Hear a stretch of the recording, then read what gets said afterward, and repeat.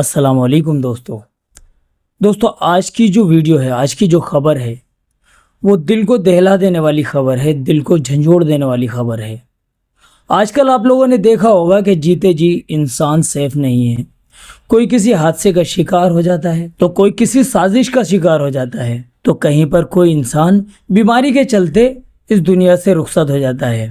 لیکن مانا جاتا ہے کہ انسان کے مرنے کے بعد میں جو آخری جگہ ہے یعنی قبرستان، مرنے کے بعد میں جب انسان قبر میں چلا جاتا ہے تو اس کا جو دنیا سے ہے واسطہ وہ ختم ہو جاتا ہے۔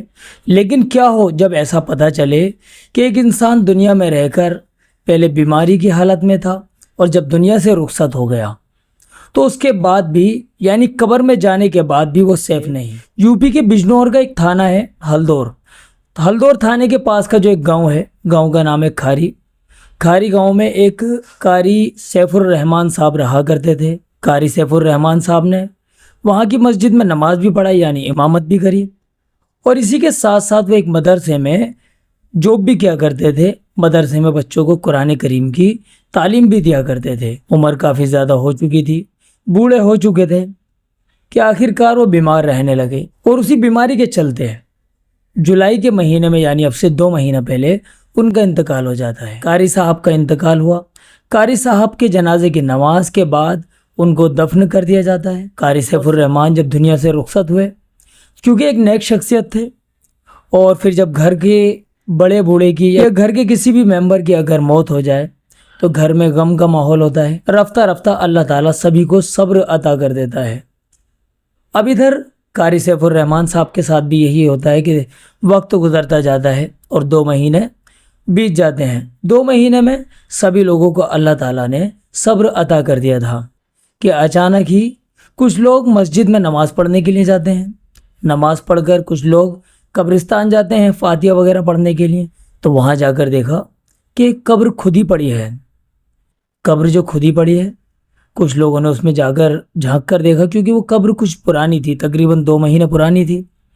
تو جب لوگوں نے دیکھا کہ قبر میں جو ڈیڈ باڈی ہوتی ہے وہ تو موجود ہے، لیکن اس کا دھڑ سے جو ہے سر الگ ہوا ہے، اور سر اس باڈی کا غائب ہے۔ یہ دیکھنے کے بعد میں جو دیکھنے والے لوگ تھے وہ بہت زیادہ گھبرا جاتے ہیں، اور دھیرے دھیرے یہ خبر اتنی زیادہ آگ پکڑ لیتی ہے، پرشاسن کو پتہ چلتی ہے، پولیس پرشاسن کے لوگ بھی وہاں پر پہنچتے ہیں اور پھر تفتیش کرنے میں لگ جاتے ہیں۔ آخرکار پتہ چلتا ہے کہ 2 مہینے پہلے جس قاری سیف الرحمان صاحب کا انتقال ہوا تھا، اب 2 مہینے کے بعد میں ان کی قبر کو کھود کر کسی تانترک نے ان کے دھڑ سے سر الگ کر لیا اور سر غائب کر دیا ہے۔ اب یہ بات اس لیے بھی بولی جا رہی ہے کیونکہ ان کی قبر کے پاس میں تانترک کریا کا جو سامان ہوتا ہے، تنتر منتر کرنے والی کچھ چیزیں جو ہوتی ہیں وہ پاس ہی میں پڑی ہوئی ملی ہیں۔ تو لوگ اس سے یہی آئیڈیا لگا رہے ہیں کہ کسی تانترک نے ایسا کچھ کیا ہے کہ وہ تنتر منتر کرنے کے چکر میں قاری صاحب کا جو ہے سر دھڑ سے الگ کر کے اور اس کام کو کیا۔ حالانکہ اس معاملے کی ابھی جانچ چل رہی ہے۔ یہ جو معاملہ ہے دوستو بڑا حیران کر دینے والا، بڑا دل کو جھنجھوڑ دینے والا معاملہ ہے۔ اللہ تعالیٰ قاری صاحب کی مغفرت فرمائے۔ جس وحشی درندہ نے اس گندے کام کو، اس گھنونے کام کو کیا ہے، اللہ تعالیٰ اس ذلیل و خوار انسان کو سخت سے سخت سزا عطا فرمائے۔ دیکھیے دوستو، یہ بہت زیادہ کمزور وقت ہے، بہت زیادہ کمزور دور سے ہم لوگ گزر رہے ہیں۔ اگر ہم لوگ نگاہ اٹھا کر جس طرف دیکھیں اس طرف افراتفری کا ماحول ہے۔ ہم لوگ دیکھ سکتے ہیں ہم لوگوں کی زندگی میں سے برکت ختم ہو گئی ہے۔ آج کے وقت میں ہم لوگ ایسے دور سے گزر رہے ہیں کہ جن کاموں کو کرنے کے لیے منع کیا گیا ہے، آج کے مسلمان، آج کے دور کے لوگ ان کاموں میں بہت بری طریقے سے مبتلا ہیں، اور جن کاموں کو کرنے کی ہمارے مذہب میں اجازت دی گئی ہے ان کاموں سے ہم سبھی لوگ دور ہیں۔ ہم لوگ دین سے بہت زیادہ دور ہوتے جا رہے ہیں اور غیروں کے طریقے پر اپنی زندگی کو بسر کرنے میں لگے ہوئے ہیں۔ یہ وقت بہت زیادہ غور و فکر کرنے کا وقت ہے۔